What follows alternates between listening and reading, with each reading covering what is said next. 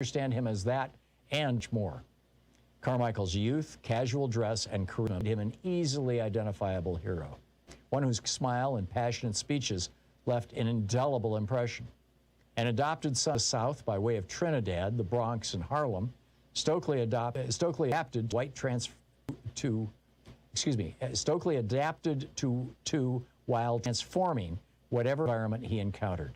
As a native New Yorker growing up in the city's racial climate of the 1980s, I found Carmichael's survival instincts appealing. As a young graduate student in Philadelphia, I had the opportunity to hear him speak and briefly met him afterward. He encouraged me to stay committed to the Black freedom movement, a struggle he defined as infinite. With his flowing African robes, gray hair, and white beard, he looked like a prince. And he had changed his name. He was no longer Stokely Carmichael, as Malcolm Little had become Malcolm X, and later El Hajj Malik El Shabazz.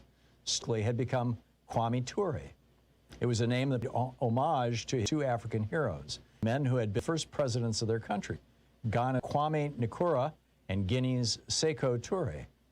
Kwame Ture spelled the Guinean's name not as the French did, as white Europeans did, but as Arabs and Muslims did. Sekou Touré, S-E-K-U-T-U-R-E. As a college student, Carmichael helped transform America by organizing sit-ins, demonstrations, and voter registrations during the Civil Rights Movement's heroic years, a period that roughly encompasses the decade between the 1954 Brown v. Board Supreme Court decision, desegregation decision, and the 1965 Voting Rights Act, and has become enshrined in public memory through national holidays, films, commemorations, and monuments. Carmichael's deep sense of justice contributed to his evolution into Kwame Ture, the Pan-Africanist revolutionary and anti-capitalist organizer who moved to West Africa and remained tenacious in the face of searing political setbacks. Carmichael ultimately judged America incapable of creating the free and just world he had struggled for as a young man. Despite being in Africa for the final 30 years of his life, Carmichael's legendary stature as a Black Power activist lingered even if many ignored his lasting contributions to civil rights struggles that included a bruising quest for the vote in the Deep South. Today, largely forgotten, Stokely Carmichael remains one of the protean figures of the 20th century, a revolutionary who passionately believed in self-defense and armed rebellion, even as he revered nonviolence. The book Stokely, A Life, by Penny Joseph. 100 workers.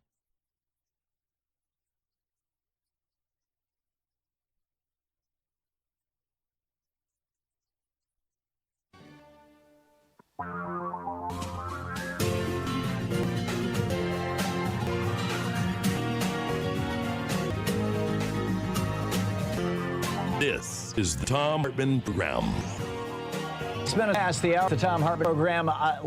Last night's election, in my opinion, proves, I'm talking specifically about Virginia, that America is standing on the edge of a new populism. And in fact, that's the title of my op-ed today over at HartmannReport.com, that populism was the big winner. Terry McAuliffe was, the former governor of Virginia. He ran on basically saying, hey, I used to be the governor here. I had nice things. He was Bill Clinton's best buddy. He was the head of the Democratic National Committee, the DNC.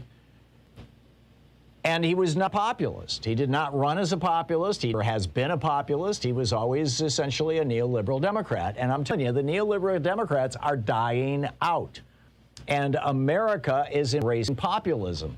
And big question right now, I guarantee you, Trump was populist.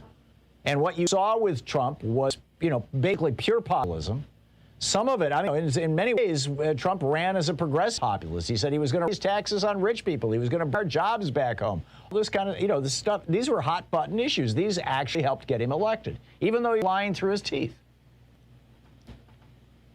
And you saw him with Glenn Youngkin. I'm gonna do what the people want. We're gonna respond to the grassroots. It's all, all politics is local.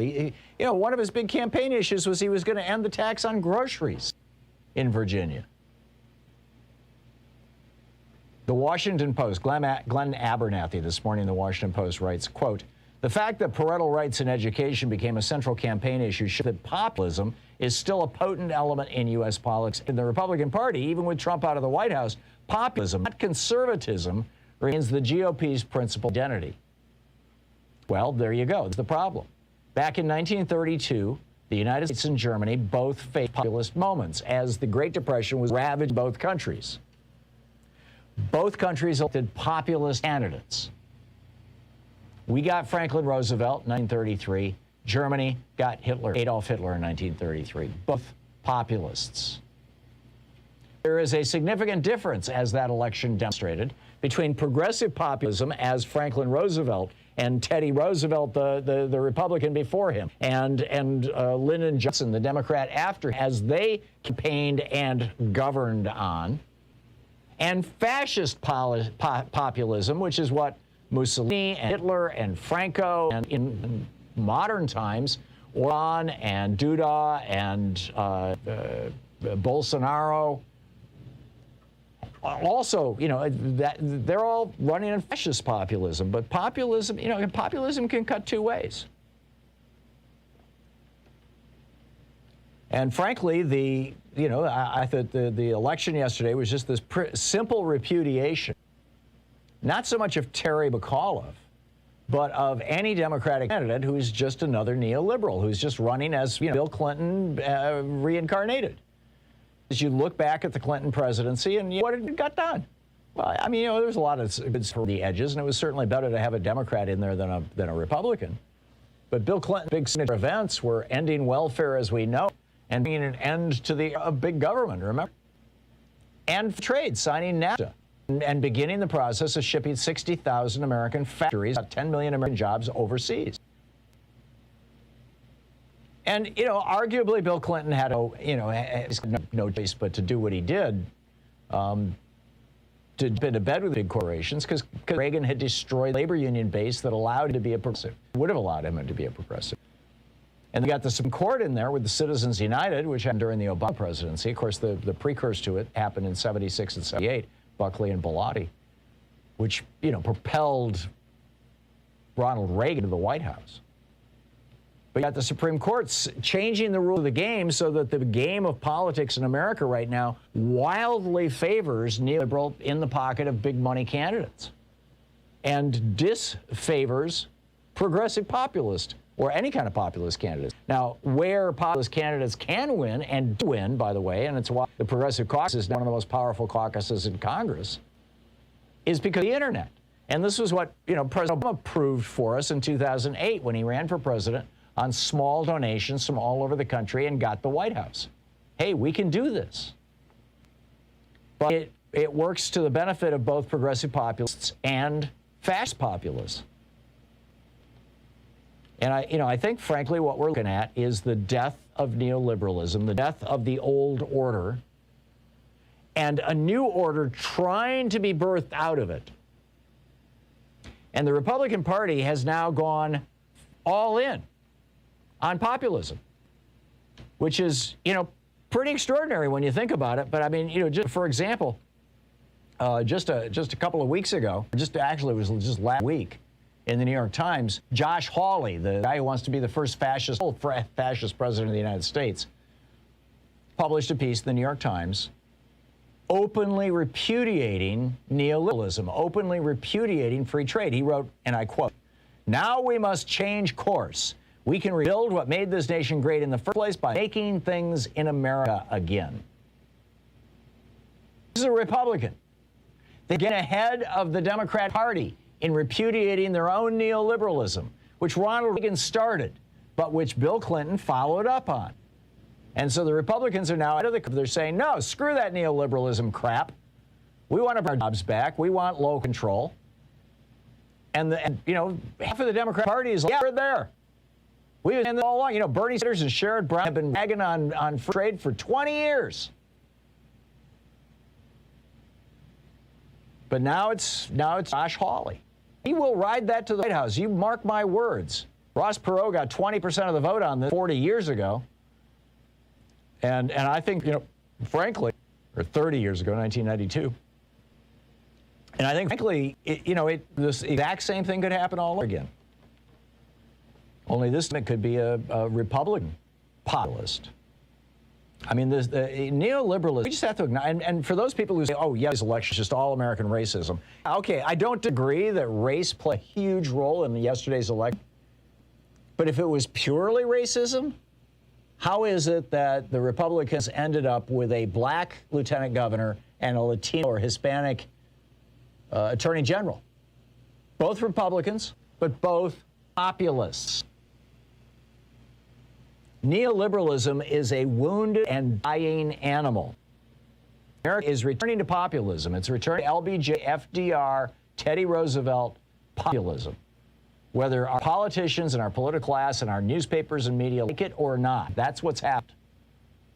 We are rejecting 4 years of neoliberal policy by both Democrats and Republicans. And the Republican Party has already rejected neoliberalism. And the Democratic Party is like huffing and puffing to catch up. And they damn well better do it soon. Because if they don't, I mean, we're going to get populism one way or the other in the 2024 election, probably in the 2022 election. You can count on that. It's what you just saw in Virginia. And if the Democratic Party doesn't wake the hell up to this and stop putting up old school neoliberal candidates, Terry McAuliffe, and start promoting actual progressive populist candidates, people like, Pramila Jayapal and Alexandria Ocasio-Cortez and Bernie Sanders and Sherrod Brown and Elizabeth Warren and Ilhan Omar. I mean, if the Democratic Party doesn't start actually promoting its progressive populists and the progressive populist cause, they're going to lose more elections. And that's a very dangerous thing at this moment in time.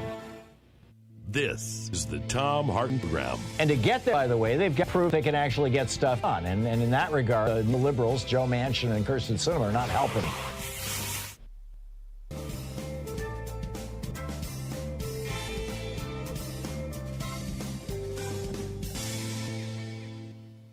And welcome back. Steve in Cincinnati. Thanks for watching us on YouTube. What's up?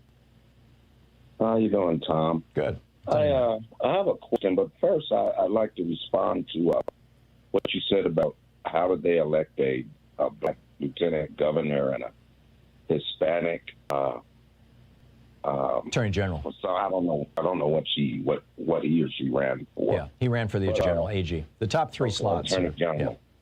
Yeah. If I may say, underlying the vast majority of all of this is race. I have to disagree with you when you say it wasn't about race. I think it's all about race. I'm not saying it wasn't about race. I'm saying that race wasn't the dominant. Yeah, well, I think I'd probably argue that with the whole thing that race is the dominant issue, but it's the way it was presented, this populist versus old. Anyway, Steve, I'm interrupting you. Finish your thought. I'm sorry. Well, and I mean, we can agree to disagree on that. Okay. But what I really wanted to say was, I think time actually to try a third party. I think that the extremism of the Republican Party, and we know what it's based on, I'm not going to go there again, versus the weakness of the Democratic Party. If you notice how Mitch McConnell was able to whip all of those Republicans, he could whip them all together and get them to do what, they stuck together. The Democrats are unable to do that. If it means losing Manchin and Sinema, so be it. You cannot be held hostage by those two. I mean, Virginia doesn't get done. It wasn't going to get done. Well, we are being held hostage by them, Steve. What's your proposal to not be held hostage by them? They control the vote. Okay, I'll let them go. Turn them into Republicans, then Mitch McConnell is going to be deciding what legislation comes to the floor of the Senate. How's that help? He's been doing it anyway. What I'm saying is that we have to be, as a Democrat, the Democrats have to really adopt that they're a weak party, Tom. Let's face it, they are weak. I mean, I look at Chuck Schumer as the Democrat, the leader of the Democrats in the Senate. I would rather see the gentleman from Illinois, Durbin, who's tougher. Yeah, I just do not see the Democratic Party as being able to handle the leadership role anymore. I think the Democrat Party as a whole is more interested in individual wealth as opposed to the good of all involved. I mean, it's just looking like a third party to come out of this, if it takes the aggressive AOC and the rest of that bunch. A third party, Steve, would hand every single a third party on the left would hand every single election to the Republicans. No, we need to get inside the Democratic Party and fix it.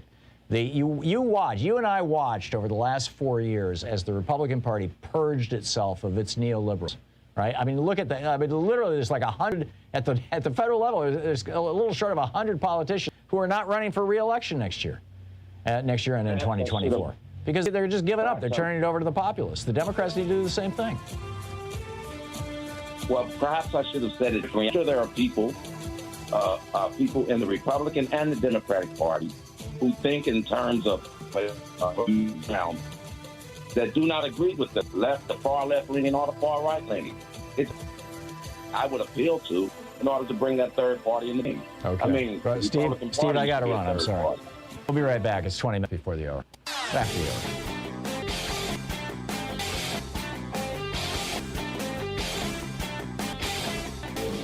Miss my opening rant today? It's really public at HartmannReport.com. You can read it and share with your friends for free. Check out HartmannReport.com. Back to minutes past hour. John, Chicago. Hey, John, what's on your mind today? Hi, Tom. How you doing? Good. What's up? Yeah, I got today I have somebody yesterday put a sign, the fellow guy, the sign, help save our country. Why the Democrats don't have any positive make a sign like to say, oh, save democracy and save our country from Trump. Something like that by, I don't think that's a message, John, save America from Trump. It's not a message that's going to resonate with independents and certainly with Republicans. And Democrats have been saying that for a long, long time. That's basically what they're running on. But, respectfully, I don't think that's going to work. Lynn in John Day, Oregon. Hey, Lynn, what's on your mind today? Well, I was trying to understand, or if you have any ideas, like Biden has a bully pulpit, but he's not using it. He's out there every day pressing Republicans for obstructing.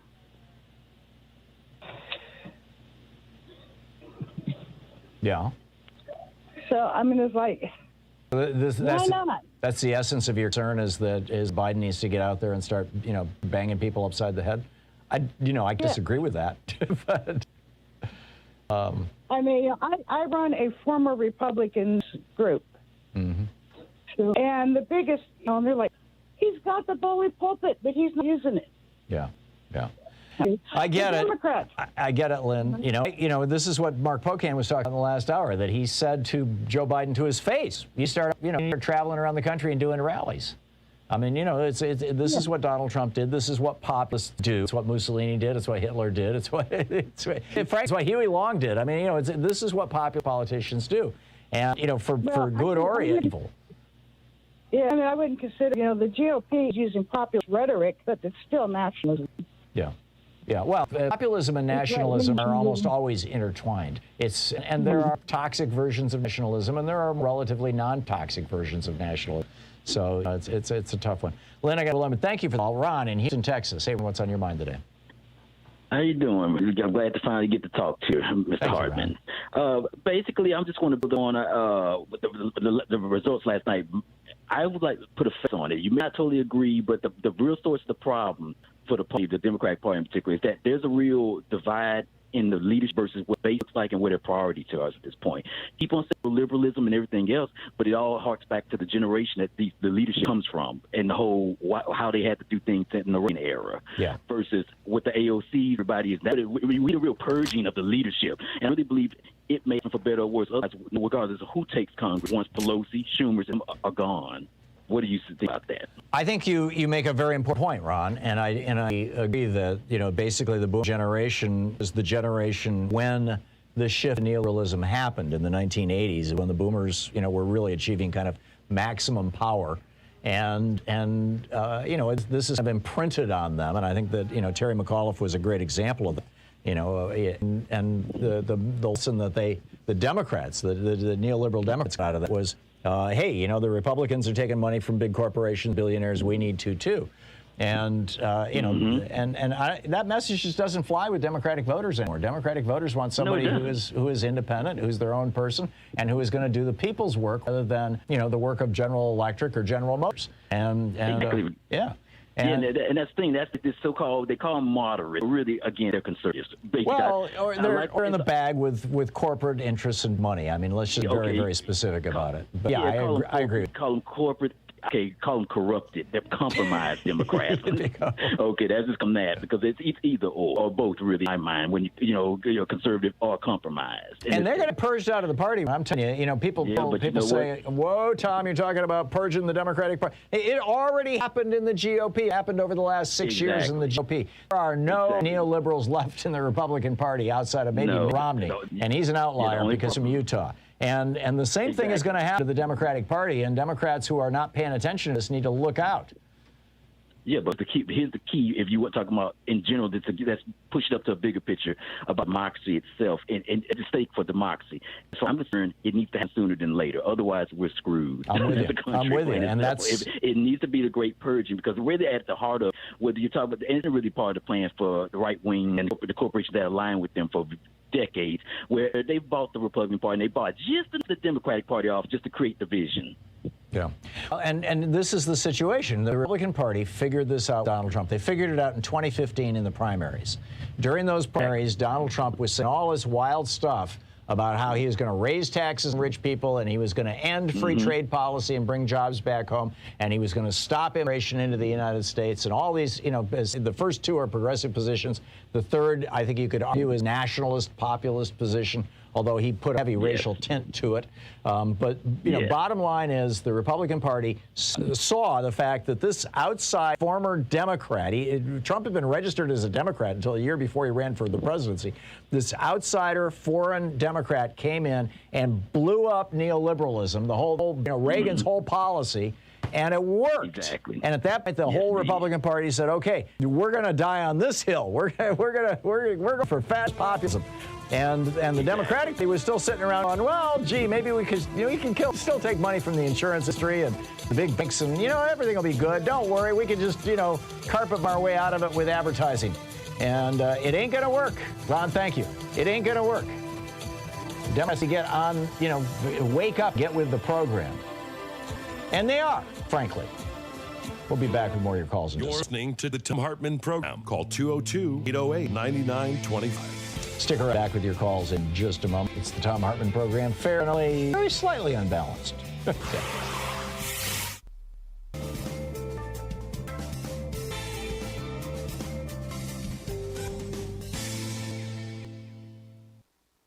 Our book today in the Thom Hartmann Book Club is Common Sense for the 21st Century by Roger Hallam.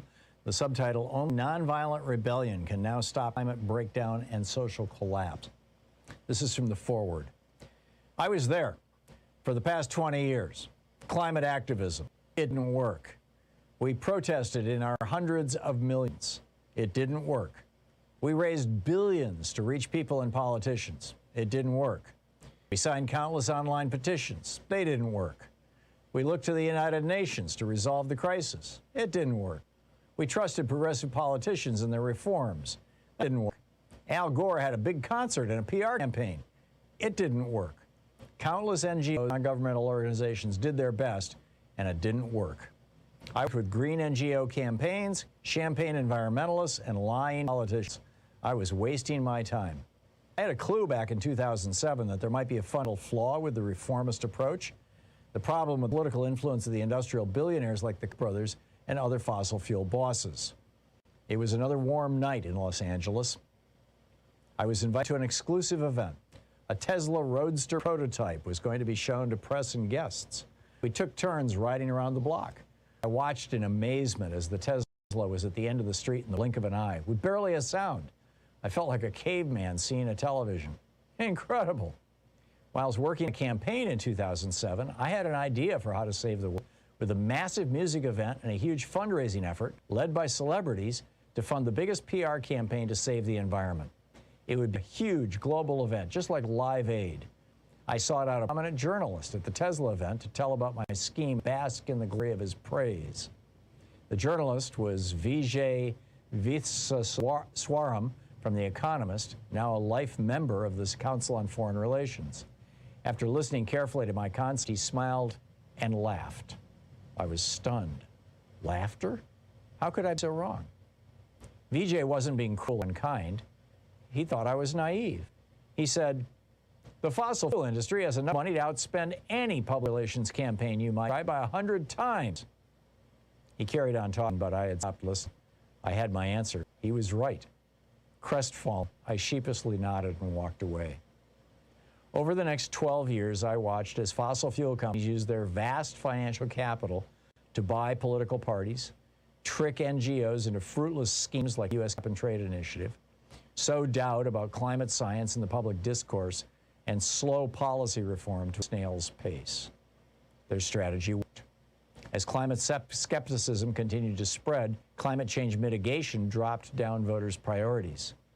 With Trump Putin in power, it was over. I quit climate campaigning. Then I heard about Extinction Rebellion closing 5 bridges in London. Then they closed central London in April 2019. This was something different.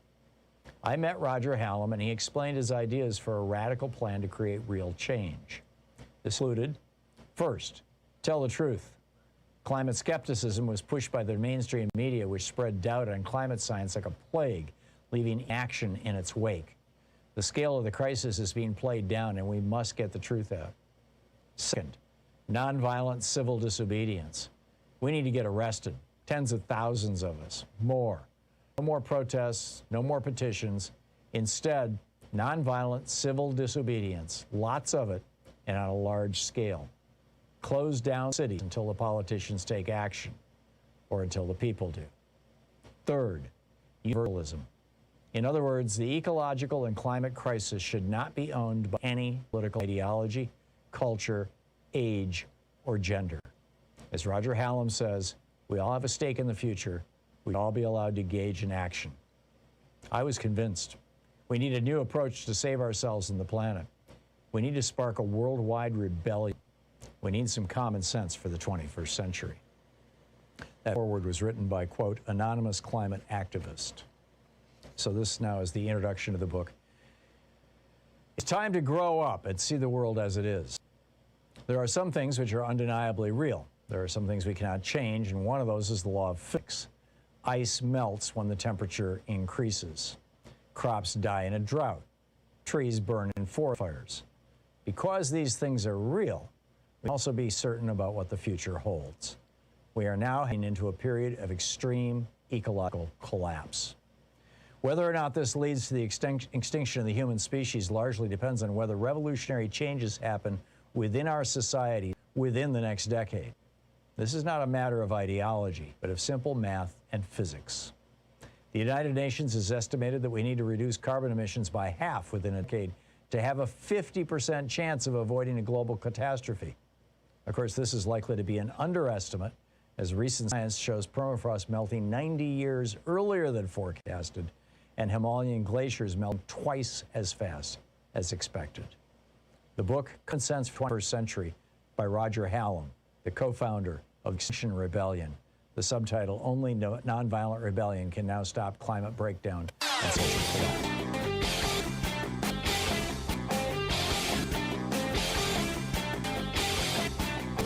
Our 1-hour podcast recaps the show available where fine podcasts found, and we have a full 3-hour podcast available over at ThomHartmann.com if you want to really support our program.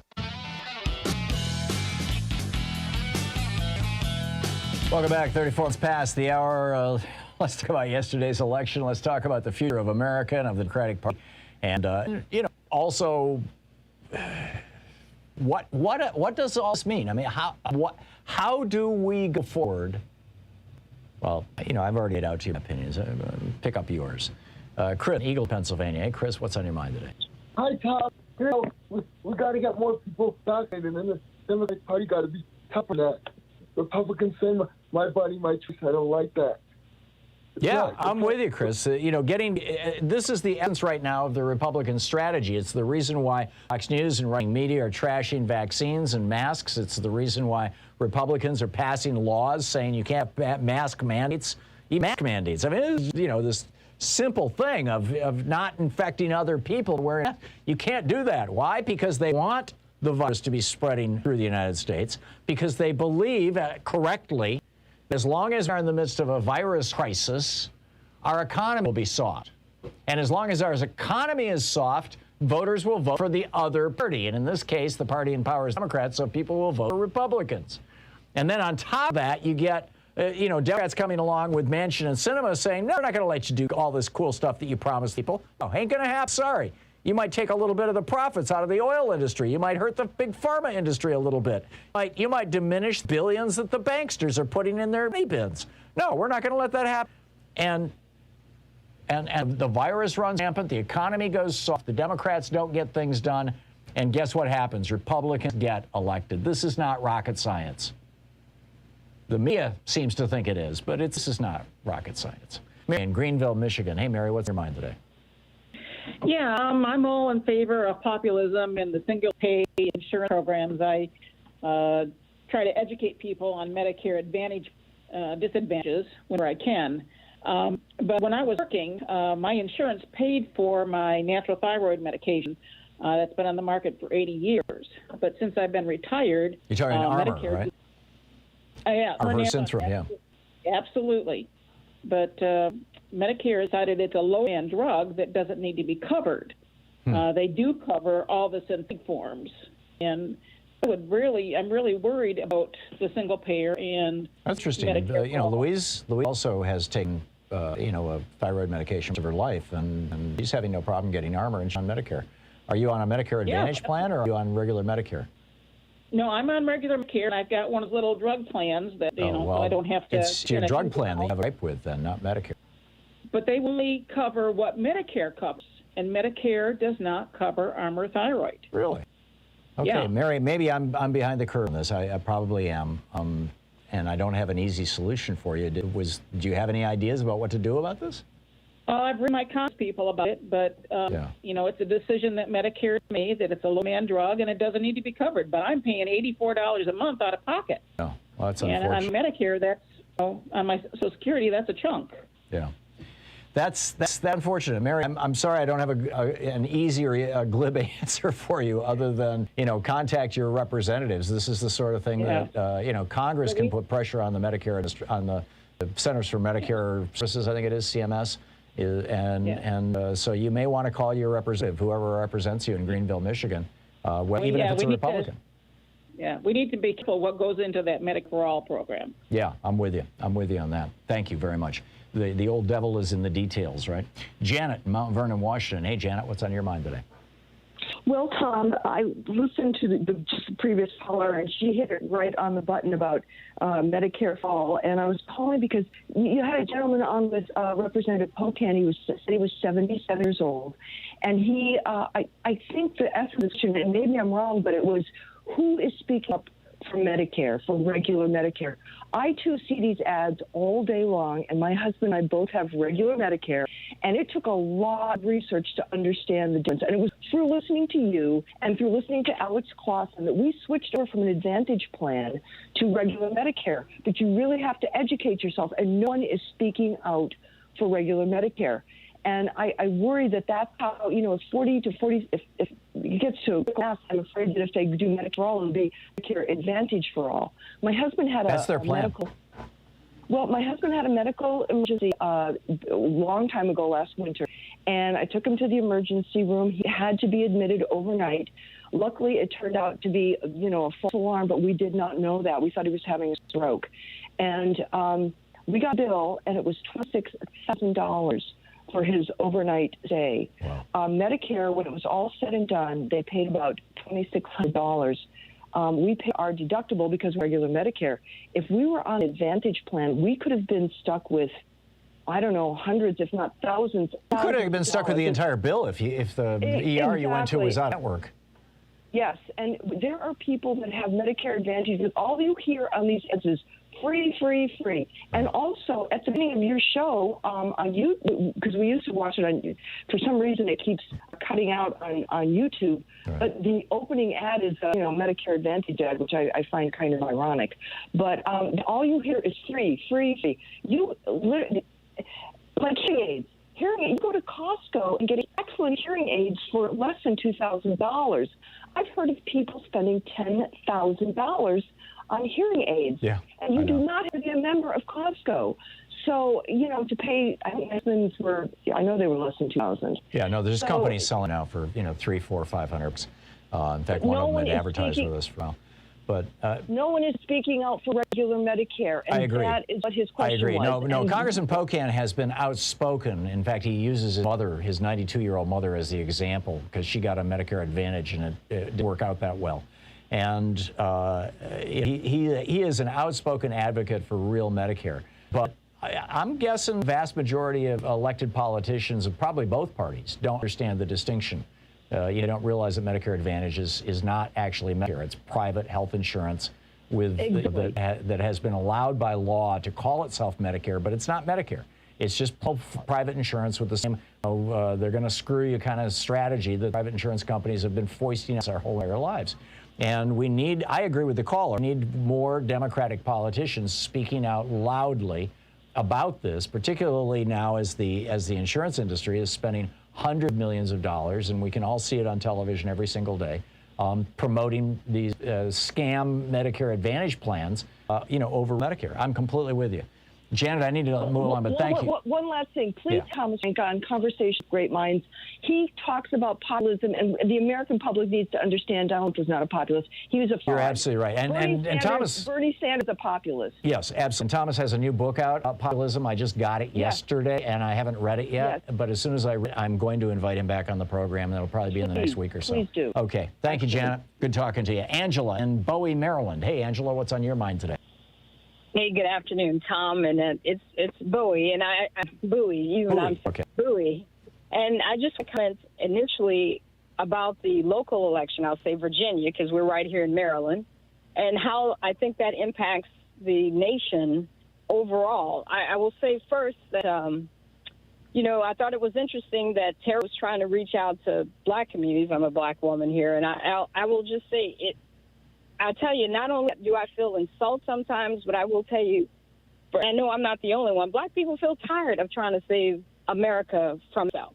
Yeah. We want to reach out to black communities to help get Democrats in office. And, whether you're risking life and limb and health, you do that. You help deliver someone like Joe Biden. And, you deliver a 50-50 Senate only to turn around and say, okay, Democratic Party, what are you delivering to people of color in this country? And we still don't have, SR1 or the Voting Rights Act, the John Lewis Protection Act, the George Floyd Police Reform Act.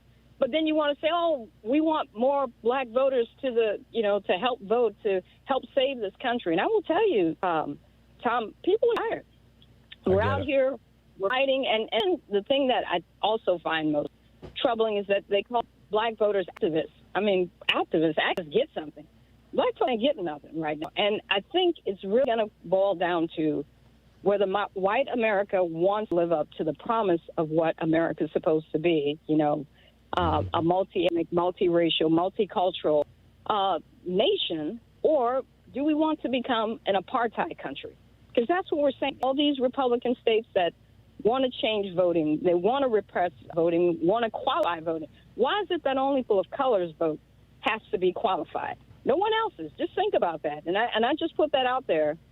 Everybody else's vote gets the count, except people, not Native Americans, people. All our votes have to be qualified. So you have all these Republican legislatures deciding, whether your vote is going to count or not. And the Democratic Party over here holding hands saying, we just need to try to organize our way to keep Democrats in office. And then the question comes from my community, why? Right. What are you delivering? Yeah. And nobody's feeling anything that Biden is doing. And unfortunately, because of that, I think is why you had the turnout that we did, and I'll bring it back to Virginia. So many of us were saying that Terry McAuliffe was trouble last month, and we knew it. Mm-hmm. You could see it. And the mere fact that, and it's, I won't go too far off because I know you have other callers, but I'll just say, what does that say about Virginia where people came down to this whole CRT thing? What does it say about a country that doesn't want to know its history and make sure its lineage knows its history? What does that say about us? That either we're going to be a nation that delivers or we're going to be an apartheid country. Yeah. And we see how well that worked out for South Africa. Exactly. So that's all I wanted to say, Tom. Love the show. Thank you. Thank you, Angela. I am completely with you. And for black people, okay, Democratic Party, what did you do for me? for progressives who are, pushing for free college and health care for everybody. What did you do for us? The Democratic Party, hang on just a second. You're listening to Thom Hartmann. Visit ThomHartmann.com, audio and video archives. And if the Democratic Party doesn't start taking names and kicking ass soon, it's going to be a thing of the past, and that will be a very, very bad thing for America. Angela, thank you. Thank you so much.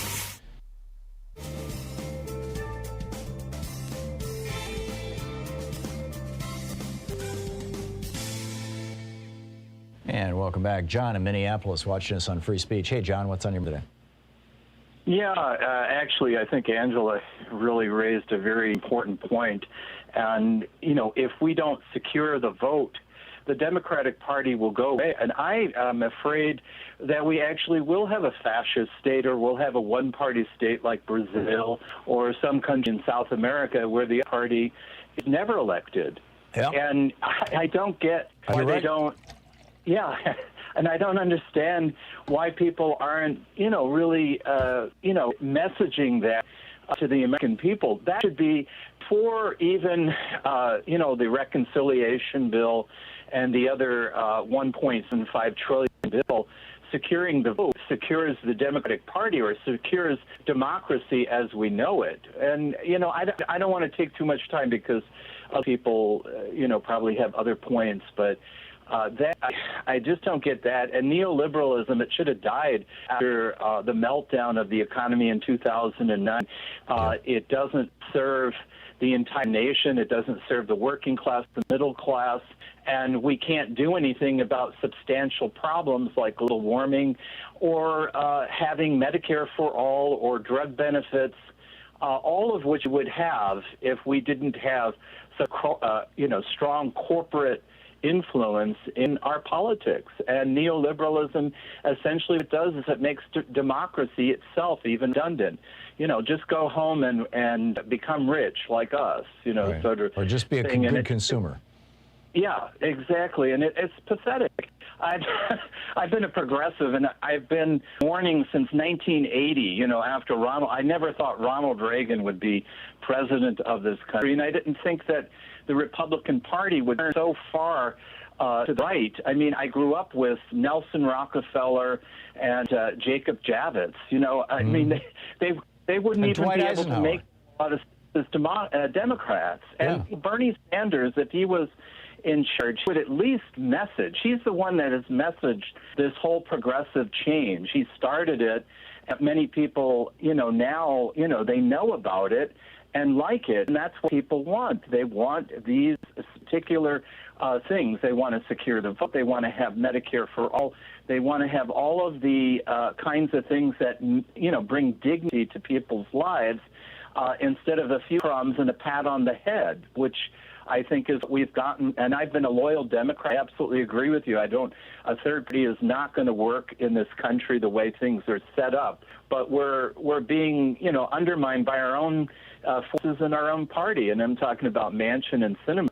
And I mean, if I were president, I'd be in West Virginia for a whole month, because I know that there are a lot of, there are a lot of people there that don't like Manchin, but they're a victim population, and you can't organize your way out of it. I absolutely agree with Angela. It's like, well, here, why don't you just do more? Right. More and more and more. They need structural change. Yes. We need to support people of color, not make them work even harder. They've already done a lot of work here in this country. Yeah, I'm with you. John, great rant, as usual. It's coming up 10 minutes before the hour. I'll be back in just a moment.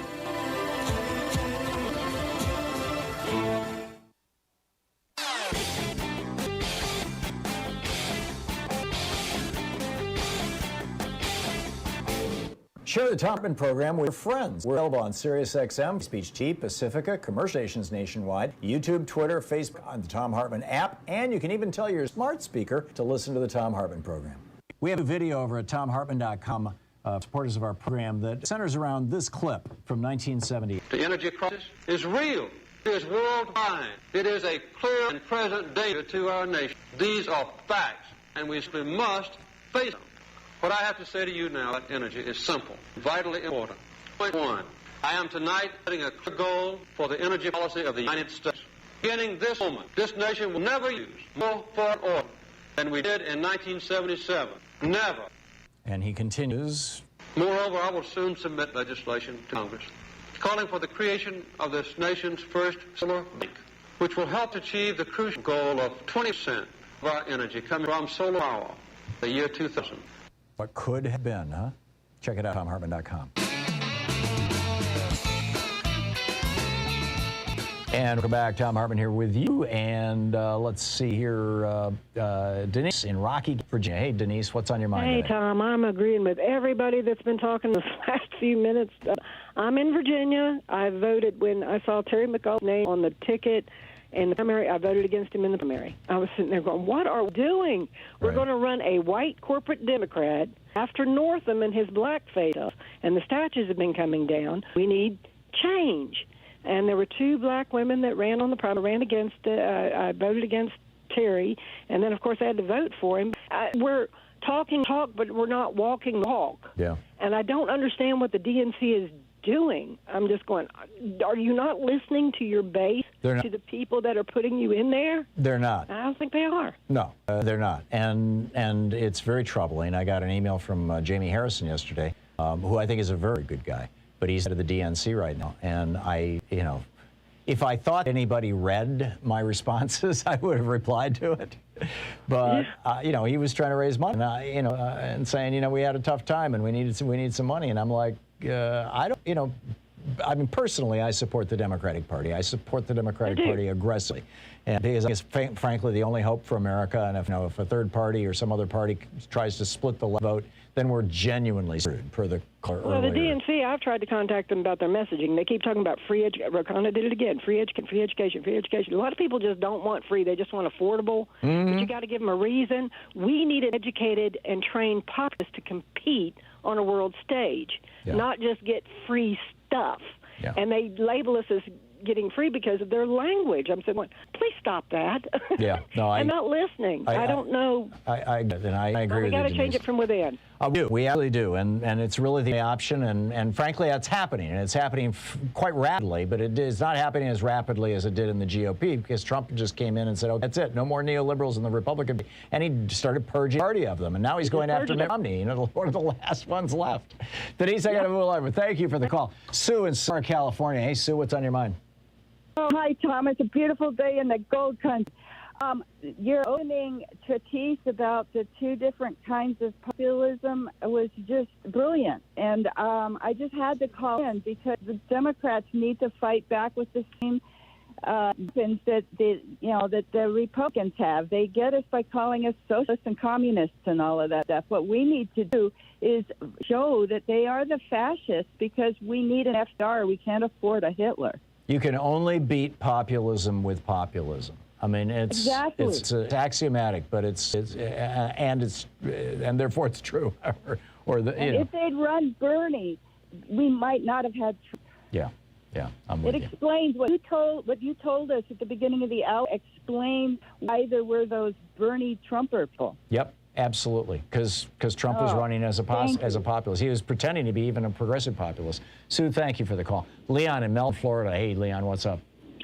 Hey, Tom, thanks for taking my call. I really am interested to know if you, with your reach, think that the Democratic Party know that they've been losing both in the messaging and the strategic battle over the past almost 50 years now. Like, do they know, or do they think that, hey, if I just implement the Build Back Better plan, or if I just implement Affordable Care Act, or whatever the case is, throw them a bone kind of thing.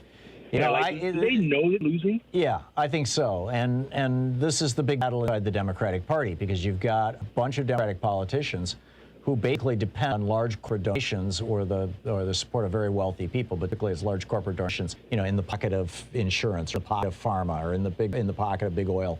Who genuinely believe they can't get reelected without those folks, and it may well be true. Who are continuing to dance to their tune. They made it with the devil, and they can't back away from it. And there just hasn't been a time to purge them out of the Democratic Party. We've got two of them in the United States Senate right now, Joe Manchin and Sinema, who are threatening to take the damn party down along with the Biden presidency. Leon, I think they're painfully aware of it. I really think they know are. They're losing and just going to keep losing. Well, you know, this is what you've identified as the big battle that's going on inside the Democratic Party right now. So anyhow, Leon, I got to thank you for the call. Up next, the religion with no name. We're going to do a deep dive into an amazing topic. Stick around. You're listening to Thom Hartmann.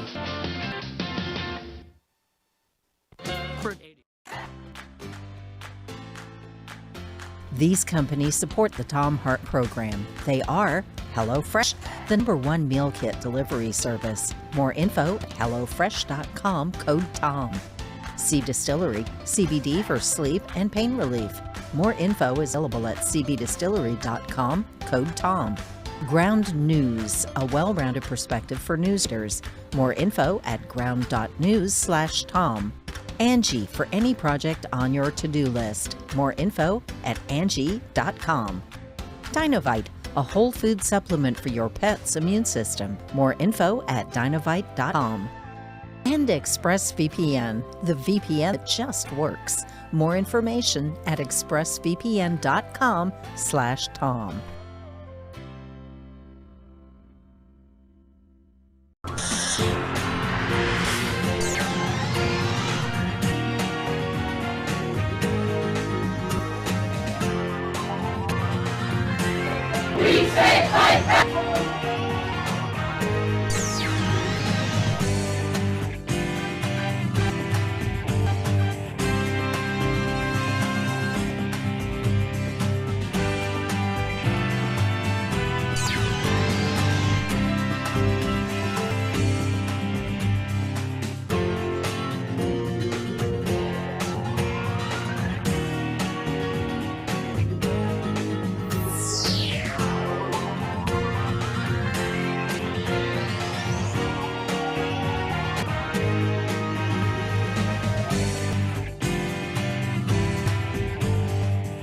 Today in the Thom Hartmann Book Club is the second, Race and Guns in a Fatally Unequal America by Carol Anderson. This is from the introduction. It was like a snuff film, that July 6, 2016 live stream. Philando Castile sat in his car, buckled in, bleeding, dying. "Why did you shoot him, sir?" asked his fiancée, Diane Reynolds, pain piercing her every word.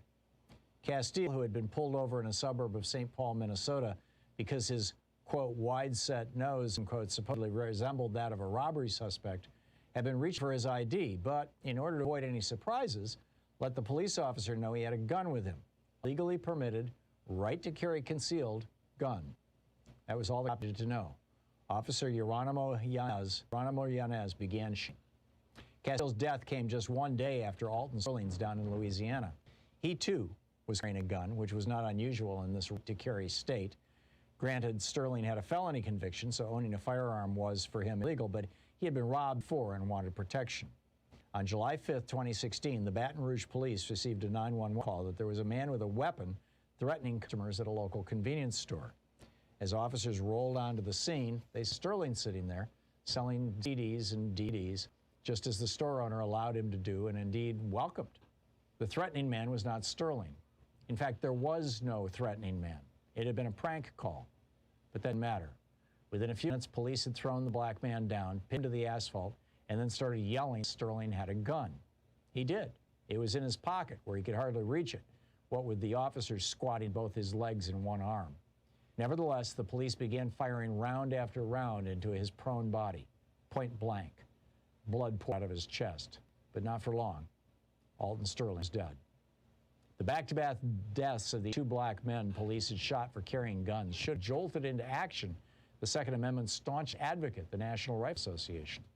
In 1995, for example, the organization's denunciations flew fast and furious when it contended that law enforcement not only overreacted, but went out of its way to kill gun owners. Angered by the deaths at the Branch Davidian compound in Waco, Texas, and the siege and firefight at Ruby Ridge, Idaho, both of which were sparked by federal agents serving warrants for weapons violations, Wayne LaPierre, the NRA's executive vice president, angrily wrote, quote, "You have a badge, you have the government's go-ahead to harass, intimidate, and even murder law-abiding citizens," end quote. He further denounced cops as, quote, "jackbooted government thugs who have more power to take away our constitutional rights, break in our doors, seize our guns, destroy our property, and even injure or kill us." Nearly 2 decades later, that sentiment had not changed. This was evident when data rancher Cliven Bundy, who had refused to pay over $1 million fees for grazing his cattle on public land, summoned his gun-toting, self-styled militiamen to do battle with federal authorities to prevent the seizure of his herd for restitution. Richard Mack, a former recipient of the NRA's Law Enforcement Officer of the Year award, asserted, if federal agents are going to start killing people, I'm sorry, but to show the world how ruthless these people are, women and children need to be placed in the front lines as human shields. Mack didn't flinch as he insisted, quote, women need to be the first ones shot. I would have put my own daughter there on the front lines, and I would have been a screaming bloody murder to watch them die, end quote. Pratt, a speaker at the NRA's 2014 National Convention, commenting on the fact that he, quote, backed them, the Bureau of Land Management agents, down with automatic rifles and other deadly weaponry, proudly called that armed confrontation, quote, proper, legitimate, lawful response to illegitimate, unlawful exercise of government power, particularly on the federal level, end quote. Yet how quickly the NRA's swagger disappeared when government agents gunned down Philando Castile and Alton Sterling for merely carrying guns. Sterling's death didn't even merit acknowledgement. As for Castile, the NRA broke its silence only after inordinate pressure from African-American members led the gun manufacturers' lobby to issue a tepid statement that the Second Amendment was applicable, quote, regardless of race, religion, or sexual orientation. When pressed further by many of its members to stand up for Castile, the often fierce organization demurred, saying it was, quote, important for the NRA not to comment while the investigation is ongoing.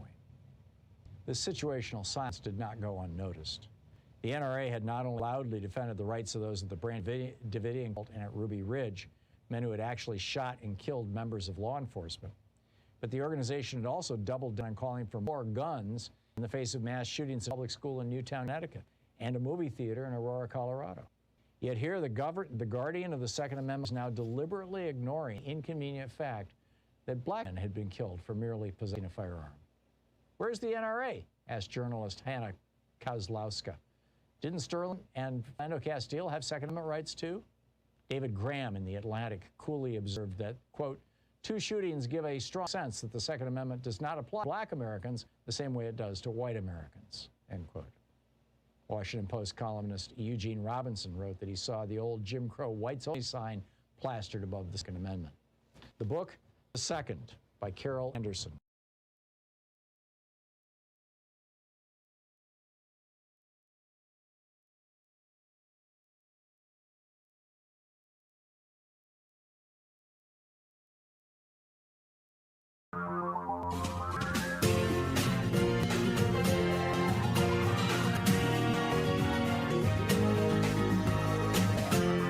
This is the Thom Hartmann Program.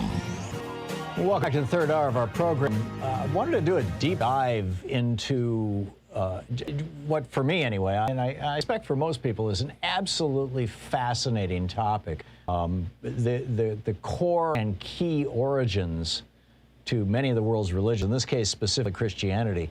Brian C. Muraresku has a new book out. It's called The Immortality Key, The Secret History of the Religion with No Name.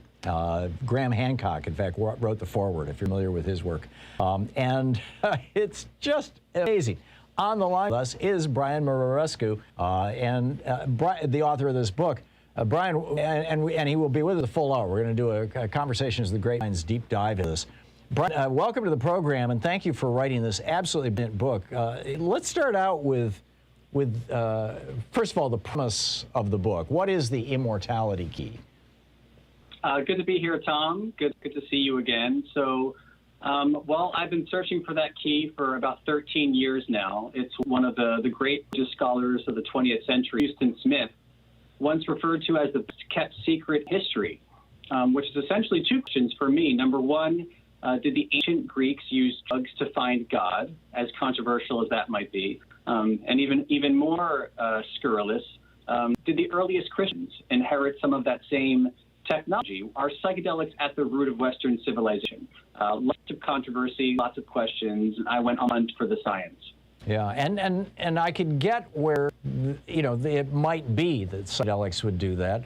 I don't recommend that people take psychedelics, and I would certainly never recommend that teenagers take psychedelics, but when I was 15 years old, I was living in the house out on the campus, right off campus at MSU, where they published an underground newspaper called The Paper, and Timothy Leary had sent this guy, Keith was his name, out. He had sent 12 people out, disciples, to preach the word. Keith brought a bunch of sugar cube LSD, and I took some.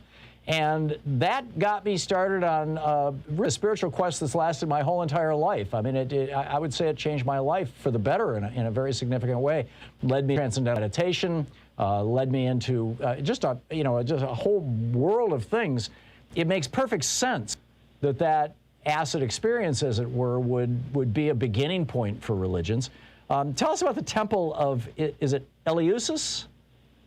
Yes, exactly, Eleusis. And I should just start by saying that I myself am a psychedelic virgin, which doesn't make very hip in certain circles. So I really did try and go down this rabbit hole as objective as possible. And one of the first stops that takes you along the way is Eleusis, which, for those who don't know, was sort of the epicenter of the ancient Mediterranean spiritual universe. It was this temple dedicated to Demeter and Persephone, the goddesses of the grain, agriculture, and the underworld. And it called everybody from Plato to Marcus Aurelius for hundreds and hundreds of years on the promise of immortality. So you would do this pilgrimage trail from Athens up to Eleusis, about 13 miles there in ancient Greece, and you would drink this magical potion called the Koukion, and for some reason it would reveal to you the secrets of existence. And it said that those who went to Eleusis would never die. They somehow discovered something about the meaning of life. And I'm telling you that they do. So how interpenetrated with Greek religion? This was during the time of the Greek gods, right? I mean, this was not when how interpenetrated by hallucinogens or ethnogens, or I think I'm mispronouncing that word, was the Greek religion at that time? So, I mean, we don't really know in terms of the hard evidence. And that's what drew me into this mystery is that, none of these theories are mine, by the way. The whole psychedelic hypothesis goes back to at least the 1960s, with John Mark Allegro and others claiming that, psychedelic mushrooms were somehow involved in the birth of Christianity.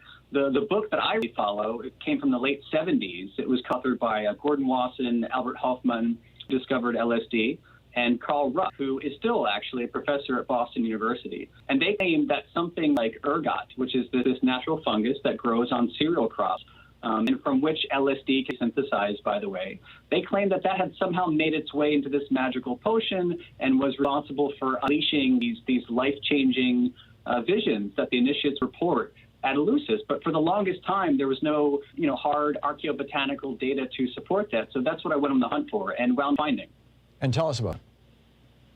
So I went to the site at Eleusis and asked the archaeologist there if I could test her chalices, which is a weird question. There are chemists and archaeologists who get together to do what's called organic residue analysis, ORA. And even if there are these chalices, cups, containers that are thousands of years old in some cases, you can scrape the inner surface and sometimes walk away with a pretty good idea of what may have been the ingredients in beverage, right? And so we've discovered wine that goes back, 3,700 years. There's evidence for beer going back potentially 12 or 13,000 years. So it's really gained traction over the past few years. And when I brought that to the attention of the archaeologist in Greece, her response was that most of the vessels that had been excavated the past century at Eleusis had all been treated, unfortunately, like cleansed for conservation purposes. So I had to go elsewhere. I just started digging through these journals, these old academic journals, and came across this fantastic discovery from what today is Spain. And there, about 2,200 years ago, there was this Greek chapel at this Greek colony, which seems to be something like a mini Eleusis. So there were rites seemingly dedicated to the same goddesses in Greece, Demeter, Persephone, and there was some like a potion. And inside one of these tiny chalices was unearthed on site there, only about a couple inches high.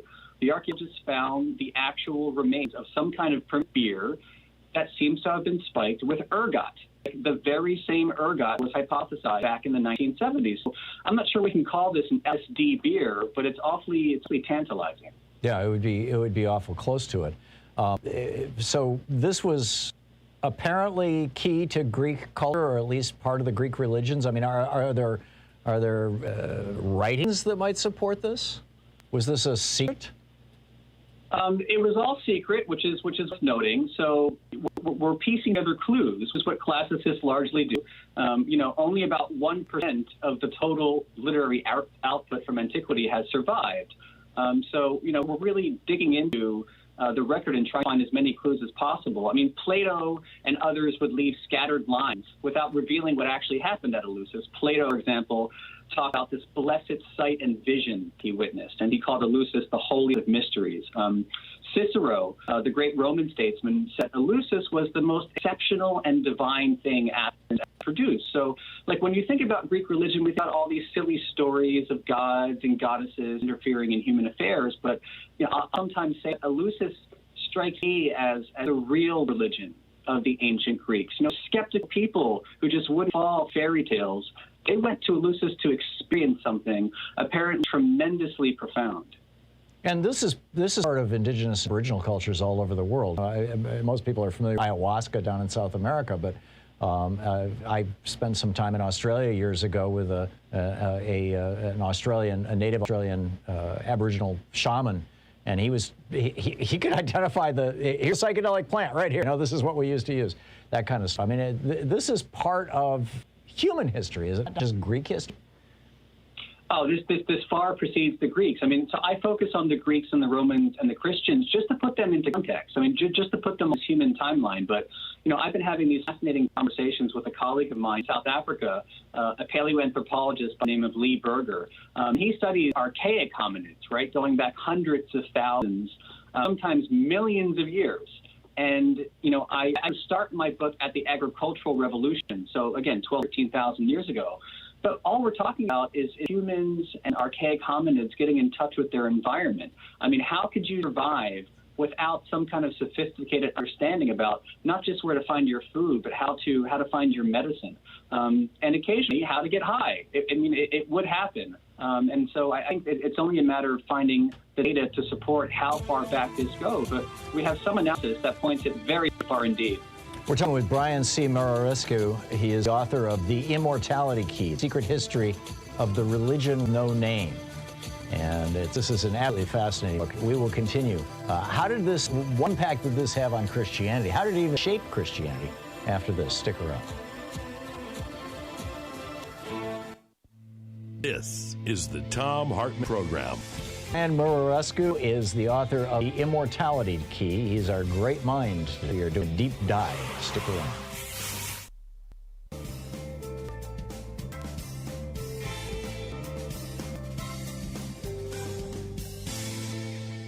Welcome back. Brian, have you read any of Terence McKenna's work?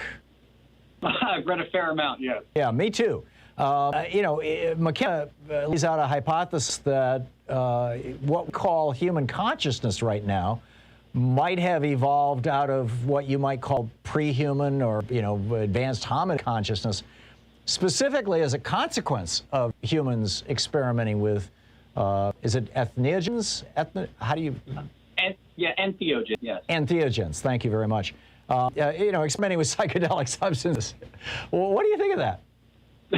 That's right. Yeah, it's one of those wild theories.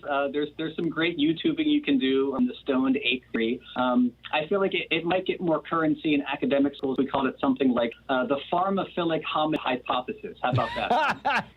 Right. So I have been talking about with this new anthropologist colleague of mine that I mentioned, Lee Berger, and I love how Stamets talks about it. It's not necessarily that the ingestion of mushrooms, catalyzed some spark of imagination a couple million years ago.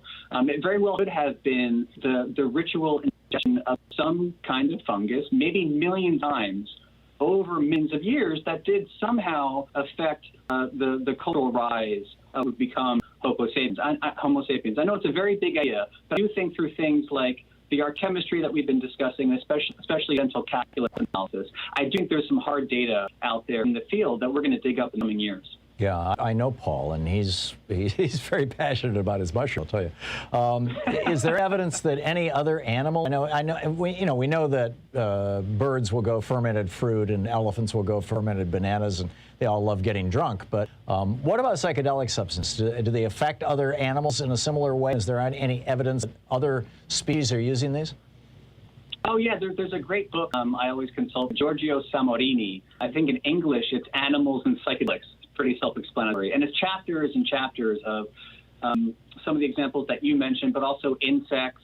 There's this apparent love of baboons for mind-altering substances. We know that chimpanzees routinely use something 200 to 300 medicinal plants in their diet. As far as we can tell, it's all across the animal kingdom. Might that account for the difference between chimpanzees and bonobos? Or bonobos, however you say that? I'm not an evolution biologist, but I do talk about this with some of the biologists I'm in touch with. And it is awfully curious that chimpanzees do have fairly diverse botanic pharmacopoeia as part of their toolkit. It may help to explain in some way that pharmaphilic hominid hypothesis that we're talking about. And maybe, just maybe, this is something that humans would have inherited from their closest mammalian ancestor. Right. If other species are using psychedelics in addition to alcohol, then it just makes sense that it would be almost essentially part of the process, the evolutionary process. It's a remarkable hypothesis. We're talking about the Immortality Key, this new book, The History of the Religion with Name by Brian C. Muraresku. We'll be back with more of my conversation with Brian in just a moment. Stick around. It's 20 minutes past the hour. It's the Thom Hartmann Program, and we'll be right back.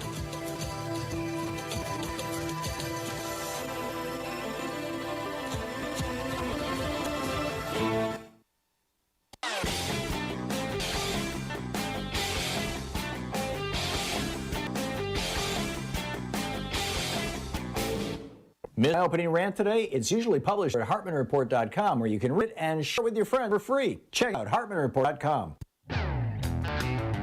21 minutes past the hour. Welcome back. We're talking with Brian C. Muraresku. The book is Immortality Key. Brian, we've been to this point, we've been talking about 3,000-year-old Greek civilizations and religions and things. And there's theory is the wrong word, but there is this scholarly work on how modern Christianity was not the Jesus Church. Jesus, the disciples of Jesus, basically, that lineage kind of died out and got replaced by the Pauline Church. Paul, who arguably reinvented Jesus as a Greek god. There was this huge Greek influence on early Christianity. To what extent is that all real based on your scholarship, and to what extent might they have brought into Christianity their own use of psychedelics? I mean, that's the big question, and which is essentially two questions. Like was there a carryover in general from the pagan world to the Christian world? That far I'm aware is very uncontroversial. It's sometimes referred to as the pagan continuity hypothesis. Back in the middle of the 20th century, nobody less than Dr. Martin Luther King Jr. was researching and writing about that. He has a famous paper you can find on the internet called The Influence of the Mystery Religions on Christianity. So exactly what we've been talking about. Christianity was born into a Greek-speaking world. It was very Hellenic in terms of its culture, its ritual, its practices, and its religion. The New Testament, it's all worth reminding people, is written in ancient Greek, right? Not written in King James English. So it would have been addressed to people who were steeped in these very Greek traditions. Among them, like folks who had been to Eleusis, for example, which isn't that far from Corinth, one of the most famous early sites of Christianity. And not to speak of the rites of Dionysus, who, in some senses, kind of reads like a prefiguration of Jesus and the Christ story, this Son of God, born of a virgin, who uses this magical elixir in his secret meetings. So there's a way to read Jesus, especially in the Gospel of John, that is not too far from his pagan predecessors. And there's a great book I reference in the book by Thomas MacDonald, this scholar, called The Dionysian Gospel, talking about all these parallels between the Greek of John and the Greek of some pagans. It's possible John was trying to present Jesus as this sublimation of Dionysus, this magical god with very magical wine. Think of the whole water to wine scenario. And Dionysus, I know nothing about Dionysus, forgive me. He was a Jesus-like figure? He changed water to wine? He did. Well, a century before Jesus did. So when you read about the wedding at Cana, so this is my 12 years of Catholic school coming to Barrow. Mm-hmm. But when you read the second chapter of John, the famous transference of the water into wine, a Greek ear in the first century, I think, would have easily made the connection to Dionysus. In the Greek district of Elis, for example, on the western Peloponnese, there was this old story that had been circulating for centuries about how on the Epiphany, again, the same day when we think this miracle Cana took place, by the way, but on the Epiphany in January, the priest of Dionysus would go to the Dionysian temple and leave empty water basins overnight. They'd arrived in the morning suddenly full of wine. So that this whole notion of water to wine was not new with Jesus. Again, even more tantalizingly, the concept of consuming divine flesh and blood was not new to Jesus either. It was, and classical scholars write openly about the fact that the blood of Dionysus was something magical, and to consume that blood in the form of wine was to become one with the God. Very, very similar to promise in Christianity. And you think this wine was spiked? Well, it was certainly liked in the ancient Greek world. And so we have to think about wine and what that meant to someone 2,000 years ago. I mean, of course, they had table wine like we did today, but and dig into literature in ancient Greek, I think the language matters because wine, first of all, is described as a pharmakon, which is the Greek word for drug. It's where we get pharmaceutical. And their wine was routinely mixed with all kinds of plants and herbs, potentially fungi, toxins. So you could use wine to kill somebody, right, with a dash of hemlock.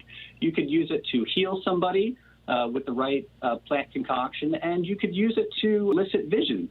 There's this old writer, Dioscorides, who I talk about the book. He writes in the 1st century at the exact same time that the New Testament is being penned. And he talks about adding all these ingredients to wine that you wouldn't make sense. Henbane and mandrake and something like black nightshade, which is very toxic, can be vision provoking. And Dioscorides specifically says that wine with black nightshade produces not unpleasant visions. Yeah, that's belladonna and scopolamine in nightshade. I mean, those are hallucinogens, large doses. Very powerful substance, yeah. Yeah, they're brutal hallucinogens, but they are hallucinogens. I'm familiar with those drugs.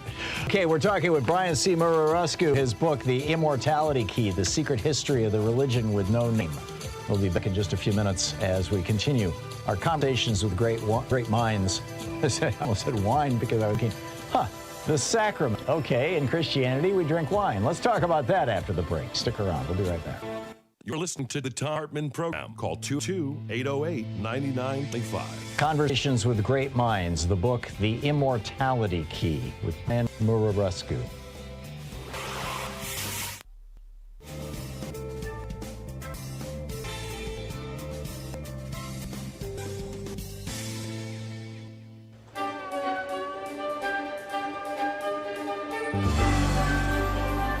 Our book today in the Thom Hartmann Book Club is Beyond the Valley by Ramesh Srinivasan. This is from chapter The Power of Data. In November 2017, my Apple MacBook Pro was stolen. It happened on the island of Ibiza, where I was visiting my friend, a documentary filmmaker. We were thinking of making a series of short films to illustrate innovative uses of new technology around the world. We sat together writing down examples of technological innovation, subversion, and creativity we witnessed. We discussed themes I explore in this book, such as surveillance, the gig economy, and the future of work, artificial intelligence, and cryptocurrencies. After uploading our ideas to Google's cloud-based storage platform, Google Drive, we took a short break, locking our laptops in the trunk of our rented car. When we returned, both laptops were gone. Although upset, I was also relieved. I'd be able to recover most of my data because almost all of it was in the cloud. That's what I signed on to when I stored my files with Google as well as with Apple, Microsoft, and Dropbox. But in the bargain, I allowed them to profit from my data. It dawned on me, given the terms of service I'd agreed to, that the value of the data of my data to the storage companies was far greater than the value of my laptop to the thief. How many of us are fully aware that companies providing us with cloud storage have ways to monetize their data? They use targeted advertising, for instance, and charge fees once we get hooked on the security and peace of mind that their free services offer. We put faith in these companies to store our files securely. But our private information may no longer remain private if, let's say, the government asks to search through our data. It's also not private because all this data is surveilled, computed, and often manipulated in mysterious ways to influence and shape our behaviors as these corporations see fit. By creating accounts with these companies, we give them access to ourselves. So when we consent to privacy policies, in reality, we're signing on to systems of surveillance never before seen in human history. We do so without being included or consulted. By desiring to keep our data accessible and recoverable, we lock ourselves into using their services. As I thought about getting my files back in Ibiza, I wondered, does access to my own property have to come with such strings attached? In relationship to Apple, I find the strings impossible to untie. By purchasing an Apple laptop, I had unwittingly transformed for customer into a part of the company's product line. I had provided Apple with private data and trusted Apple to protect it. Now, to retrieve that data, I had to purchase a new laptop with Apple-owned peripherals and devices. So I caught the next flight to Madrid. I then took a train to the city Apple store located in Puerto del Sol. In many ways, the Central Plaza still serves in its centuries-old role as a landmark and gathering place, the inter-Spanish name, a point from which numerous roads emanate. With distinctive aesthetic and its strategic placement in a big space, Apple Store stood out among the adjacent parliamentary and government buildings as if the global brand were more powerful than Spain itself. The day I was there, more people entered the Apple Store than passed through the doors of my neighboring building. In 2017, Apple, a private corporation worth more than $1 trillion, actually began to conceptualize its retail stores as town squares, thereby branding itself an integral part of our everyday lives. Other big technology corporations describe themselves in similar terms. Facebook's CEO founder Mark Zuckerberg, for instance, refers to the company as a social infrastructure for the global community. So what we have in the digital world are privately owned public spheres. They're branded as public, civic, and religious, but in reality are dominated by a single logic, extending profitability and economic value. How can these companies' interests be the same as public interest? Like many other large corporations, Apple is shareholder-owned and therefore primarily accountable to investors and executives, rather than to its employees, customers, or the general public. I had not begun to unpack the meaning of all this until I realized how monumental the Puerto del Sol Apple Store actually was, an icon and a structure. As I walked into the store, an Apple employee invited me to purchase a new machine, log on to my iCloud account, and retrieve from Apple Cloud Storage the data that I lost from my stolen laptop. These transactions, completed in less than an hour, were simple and efficient. My data was extraterritorial, easily retrievable in Spain, and likely would be in most other countries. Purchasing a new laptop and getting my data back supported Apple's economic model. National borders were no threat or hindrance. The same was true of retrieving data stored on other corporate cloud servers managed by Google and Dropbox. In technology circles, this saying has made the rounds. If you're not the customer, then you're the product. Many of today's technologies come to us for free, but in return, our personal lives come for free to these technologies. But they are accessible for the company's profit and gain. Yes, when we search Google, we look for information, but we realize that Google is also searching us. Users, and it goes on from there. So the book is Beyond the Valley by Ramesh Srinivasan.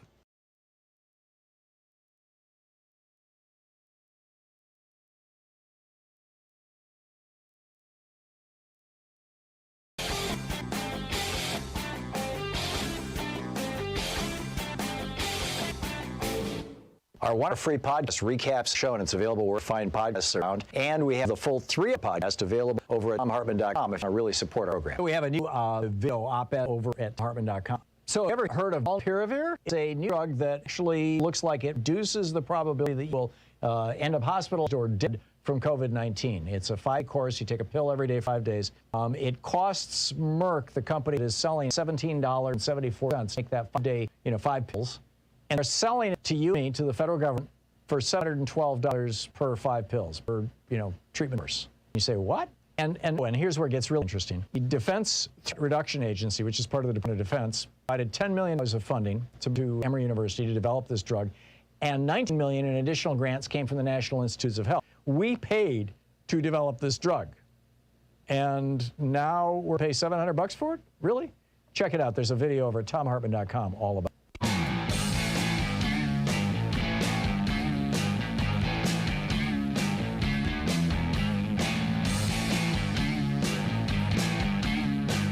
And we're back talking with Brian Muraresku. His new book, in our Conversations with Great Minds, the book, The Immortality Key, The Secret History of Religion with No Name. Brian, Christianity is still drinking wine. Apparently so. Yeah. So, is there any link between the wine that people have at communion and the psychedelic wine that the Greeks, who had such a heavy influence on early Christianity, or the reinvention of early Christianity, is there a direct line between the two? Well, as a Catholic, when you look at that wine on the altar, that is no ordinary wine. I quote a figure in my book that something like 16% of American Catholics do not believe in transubstantiation. And for those who aren't aware, that's that bread wine literally becomes the flesh and blood of Christ. So that is no ordinary wine. And in the Our Father, we often say in English, "Give us this day our daily bread." That's a terrible translation from the Latin and the Greek, which I won't get into. But well, feel free. I'm curious. We've got plenty of time here. In Latin, that word for daily bread is super substantialem, which is super substantial, and in Greek it's ousios, which is like hyper essential. It's the exact opposite of daily. It's bread. It's bread that's not ordinary, and so the wine is never meant to be ordinary. It is not ordinary. You are drinking blood, and I think that it's such a weak idea that we often forget the fact that the central tenet of the Eucharist, at least in Catholicism, is the consumption of actual blood, not as a metaphor, not as an analog, not as a symbol, but that there is the literal consumption of blood. It's exactly how the pagans thought about it. It's exactly how the followers of Dionysus thought about it. They would drink their wine, which it seems, like we talked about in the last block, was routinely spiked with all kinds of different ingredients. I'll just say this briefly about language. You can read the entire New Testament. You won't see a single reference to the word alcohol because there is no word for alcohol in ancient Greek. So what does that say about the power of their drink? This is an age before distilled liquor, before spirits. So they were spiking the wine with something to give it this profile. That's remarkable. Is there any evidence in old Christian or even early Catholic writings that the wine was a little more than just wine? Well, you can read too much into this sometimes, but I'll quote Saint Ignatius of Antioch. He was one of these church fathers. He wrote a letter to Ephesians, much like Paul did. And in about the beginning of the 2nd century A.D., Saint Ignatius refers to Eucharist as the pharmakon athanasias, the drug of immortality.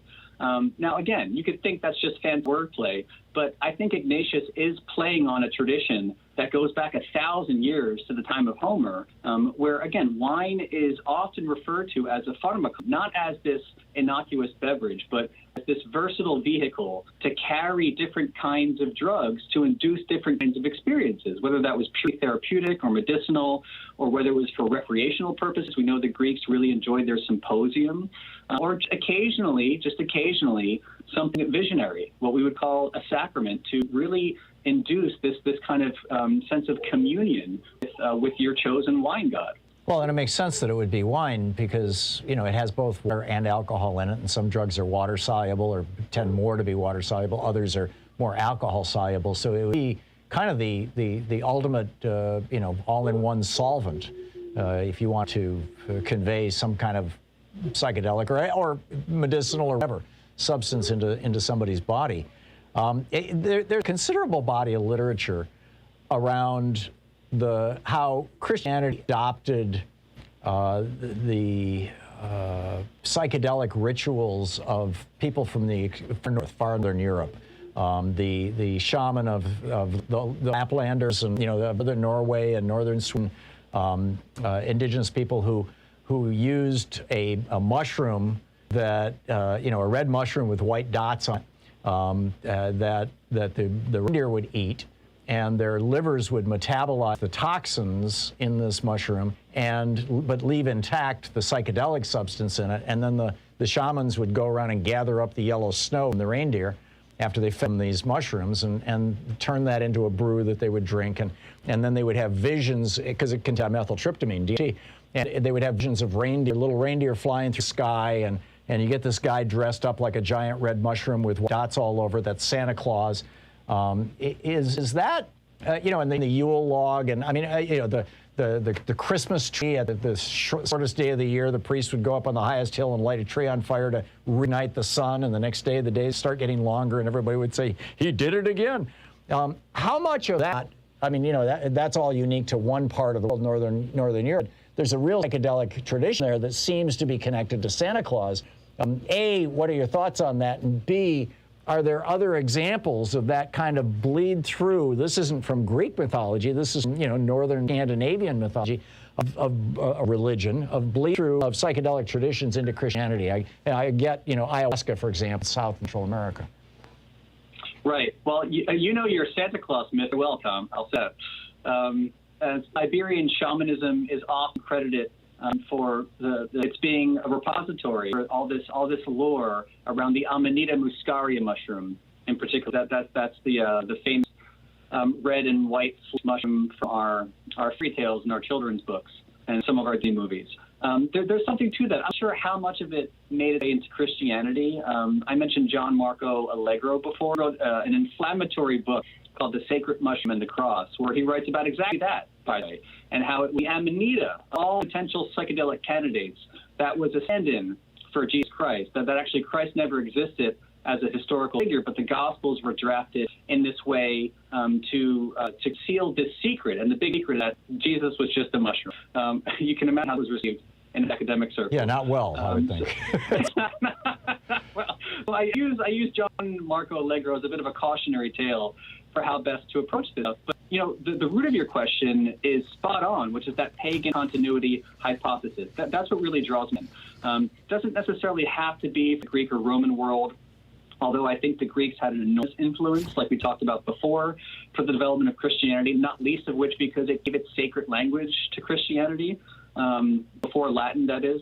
But, you know, even if you look at the notion of, like, funeral banquets, I spend a lot of the book focusing on these meals around the dead and how they could have been these visionary events for the living to interact with ancestors. You see something like this funeral banquet that would become the Mass, right? You see something like this funeral banquet in ancient Rome. Had this thing called the refrigerium.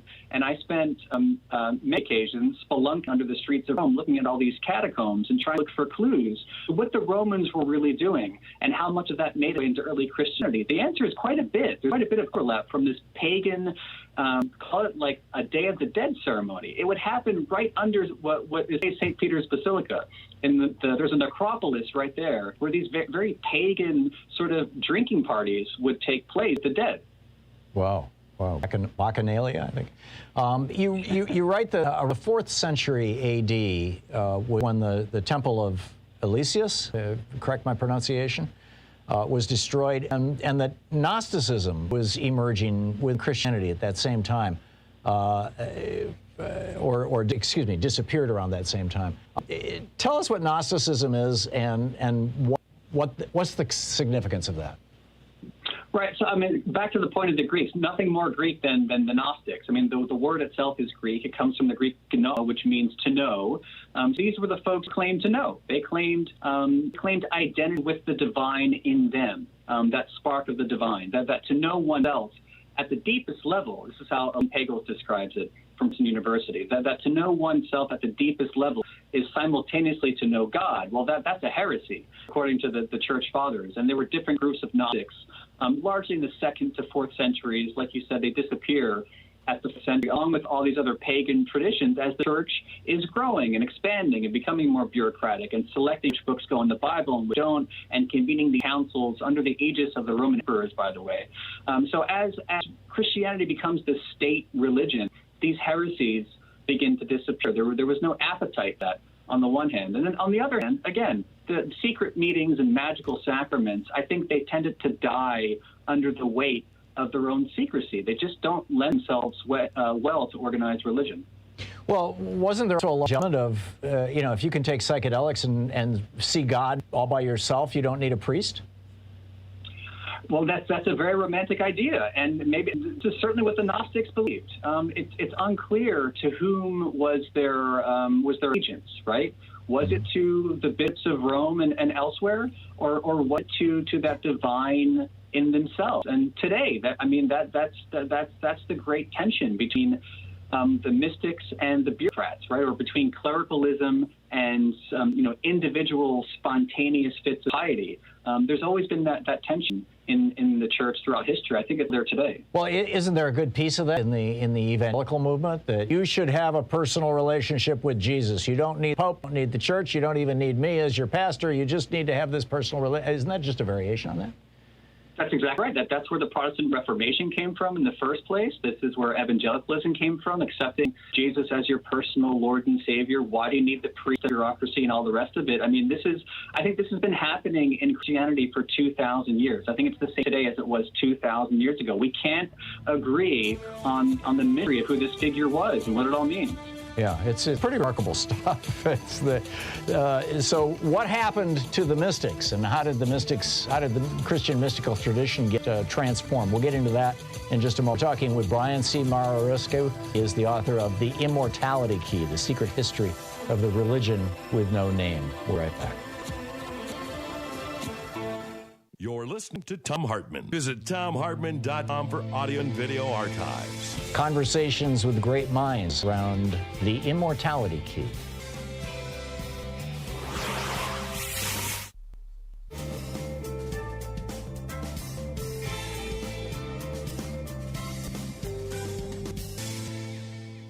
So, Ryan, is there any extant written record that would suggest or that would inform you as to how the mystical tradition in Christianity has evolved over the last 2,000 years, particularly if it genuinely did start out as a psychedelic, mystical tradition and then became basically a monastic mystical tradition or a more introspective one? Or am I even mischaracterizing the entire landscape here?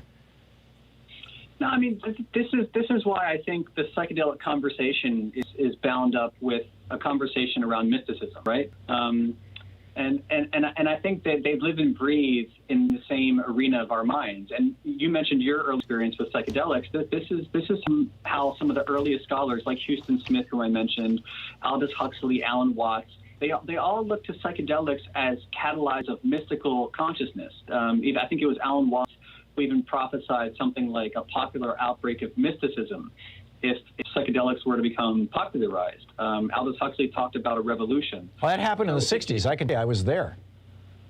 It absolutely happened. I mean, I ended up, in mystical Christianity, in the Coptic Church in Detroit, after going through transcendental meditation, and I knew a lot of people who started with psychedelics and ended up with mystical religion.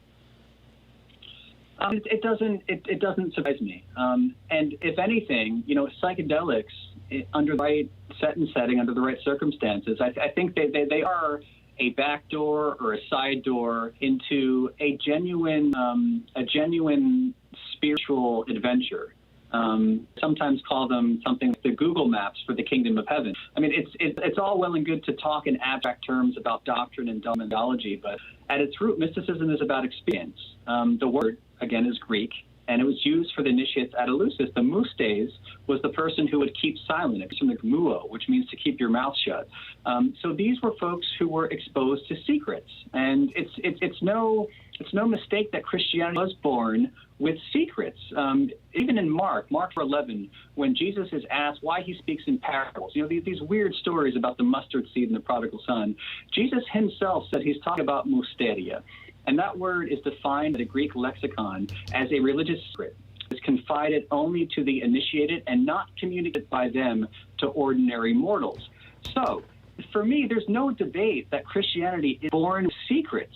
And I think the mystics have always the people who kept those secrets alive and would become some of the monastic communities that you see today. And do you think that there are monastic communities that are continuing a psychedelic tradition? So I should have said. So I wouldn't go that far. But in terms of contemplative silence, a notion of pilgrimage, and I studied the Jesuits, by the way. The mystics, I think, do keep alive a sense of awareness and a love for non-ordinary states of consciousness that you can describe as something like psychedelic, by the way. And I think they go hand in hand. Fascinating stuff. Absolutely fascinating stuff. We'll be right back with Brian C. Muraresku. He is the author of The Immortality Key, The Secret History of the Religion with No Name. It is our Conversations with Great Minds hour here at Thom Hartmann Program. Stick around. We will be right back.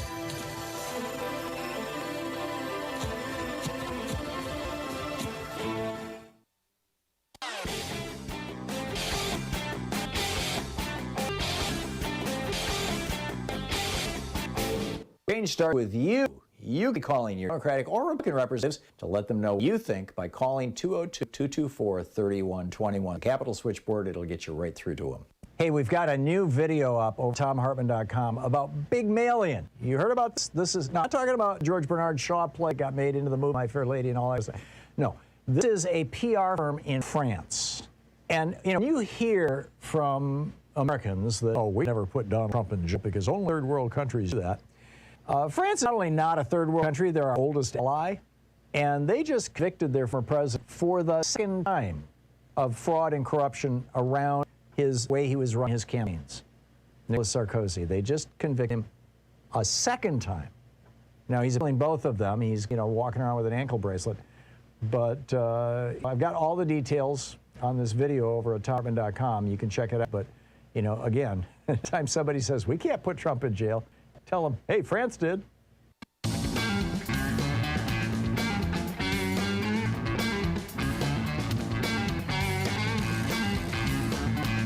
We're talking to Brian Muraresku, the author of Immortality Key. And Brian, years back in the 80s, I lived in Germany. I got fascinated by the whole religious text of the Nazi movement. Ended up in Austria, in Vienna, at a museum looking at the Spear of Longinus, which Hitler, the first thing he did when he took Austria was he marched in and got this spear. It was supposed to be the spear that pierced the side of Christ because he thought that whoever held that spear could rule the world. And he was the last in a long line of despots who had done that, apparently. But along with there was this whole German and Nazi mythology around the Holy Grail. Tell us about the Holy Grail.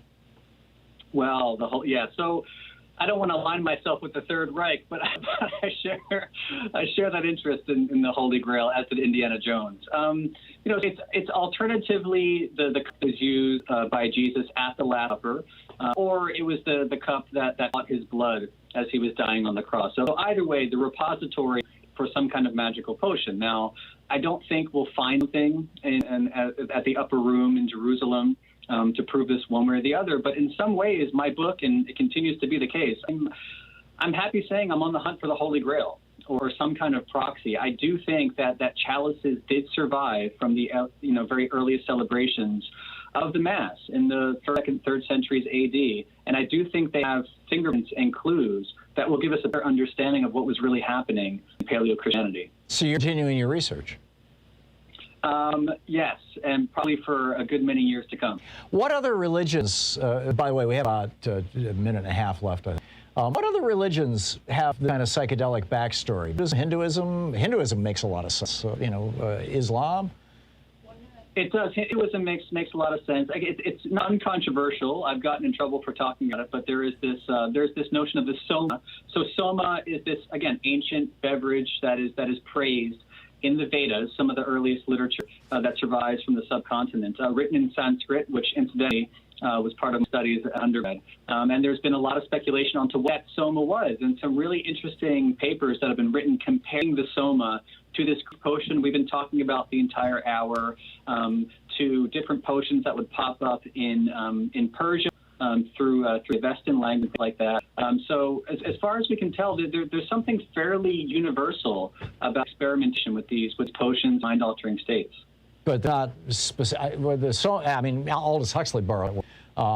But that's specific. Do you see evidence of this in Buddhism or in Islam? Well, I won't get into Islam, but there's some interesting threads to follow throughout the East that I do think made their way into the Greek and Roman and Christian. Absolutely fascinating stuff. You want to do it deeper, get the book, The Immortality, A Secret History of the Religion with No Name by Brian C. Muraresku. Brian, thanks a lot. Great talking with you today. You too, Tom. Thank you. Thanks for writing a brilliant book. And thank you for being with us today. We'll be back tomorrow, same time, same channel. In the meantime, don't forget, democracy is not a spectator sport. It requires another Greek word there, demos. It requires all of us. So get out there, get active, tag, you're it. We'll see you tomorrow. Have a great afternoon. Be good to yourself and the people around you. You've been listening to Thom Hartmann. For audio and video archives, visit thomhartmann.com.